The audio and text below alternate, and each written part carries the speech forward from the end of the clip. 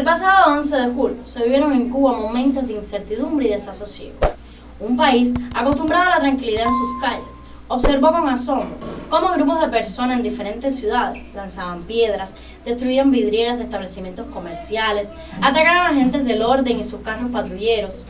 No habían terminado las manifestaciones en contra, pero también a favor del gobierno, cuando se desató una feroz campaña mediática que acusaba al presidente Miguel Díaz-Canel Bermúdez de convocar a la violencia y negar el derecho a la libertad de expresión de los ciudadanos. A estos argumentos se sumó la tercera pata de la mesa, la represión. Con semejante fórmula, hasta el mandatario de Estados Unidos se pronunció en apoyo al pueblo de Cuba y decidió aplicar nuevas sanciones contra mandos militares y cuerpos policiales de la isla. En la referida declaración, el actual inquilino de la Casa Blanca expresa: estos derechos, que incluyen el derecho a la protesta pacífica, deben ser respetados. Es decir, que según las palabras del gobernante norteamericano, todo lo sucedido en Cuba se limitaba a protestas pacíficas. A partir de ese momento se inundaron las redes sociales con listas de desaparecidos y se cuestionó la legitimidad de las detenciones realizadas por las autoridades competentes. Enseguida, vinieron a mi mente las imágenes de los sucesos ocurridos en Washington el 6 de enero de 2021. Cuando ciudadanos norteamericanos tomaron el Capitolio, aupados por las palabras de odio del entonces presidente Donald Trump. No pretendo caer en comparaciones, menos aún cuando los acontecimientos ocurridos en Cuba y en Estados Unidos tienen origen totalmente diferente. Pero como ejercicio para el pensamiento crítico y objetivo, sería recomendable preguntarse: ¿acaso los ciudadanos que entraron al Capitolio no estaban haciendo uso de su derecho a la libertad de expresión y manifestación? ¿Acaso las imágenes de destrucción y violencia que recorrieron el mundo forman parte de ese derecho? Los manifestantes fueron detenidos por las autoridades competentes y sancionados por el sistema judicial norteamericano. Una simple búsqueda en la red de redes arroja luces y respuestas. Veamos. La imagen muestra el titular de una publicación de La Jornada, fechada el martes 20 de julio de 2021.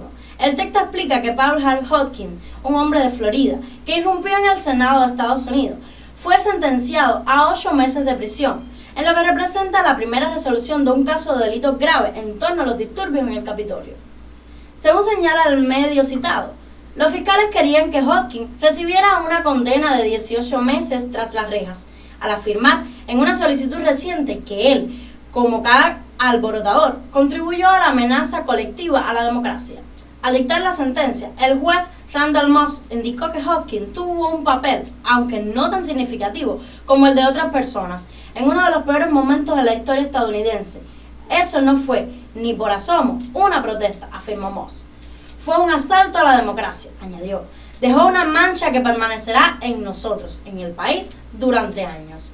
El líder demócrata en el Senado, Chuck Schumer, dijo en rueda de prensa que a los simpatizantes del presidente Donald Trump que atacaron el Capitolio se les debería prohibir abordar aviones comerciales.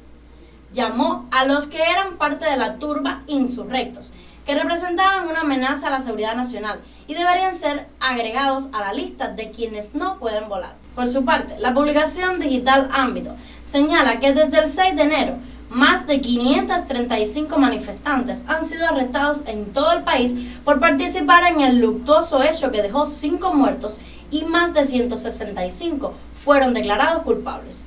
En resumen, los hechos ocurridos en el Capitolio dejaron más de 500 personas detenidas, lo que dicho en palabras de las autoridades federales y políticas de aquel país serían alborotadores e insurrectos que no protestaron, sino que asaltaron la democracia. Pero, ¿bajo qué cargos detener a tantas personas?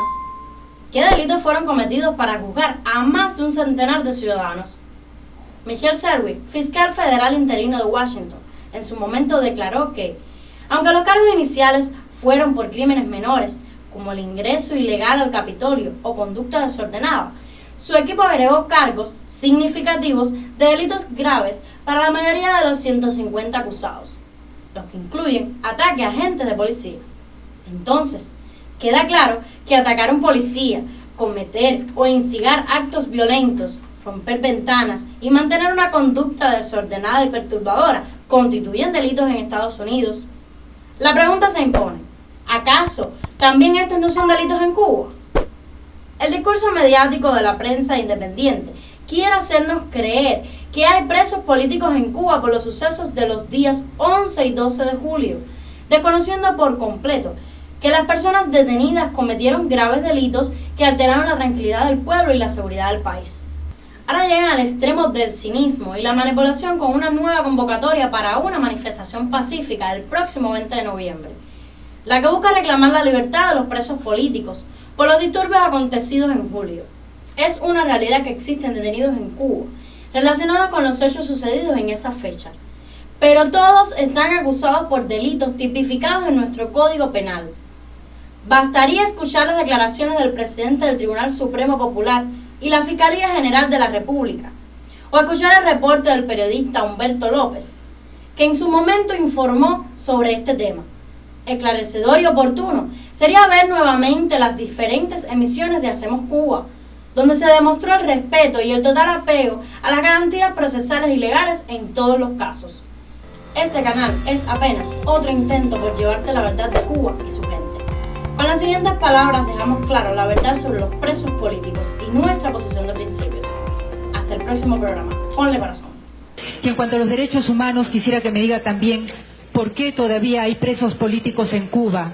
¿Qué puede decirme de los presos plantados que están todavía ahí? Que hay presos políticos.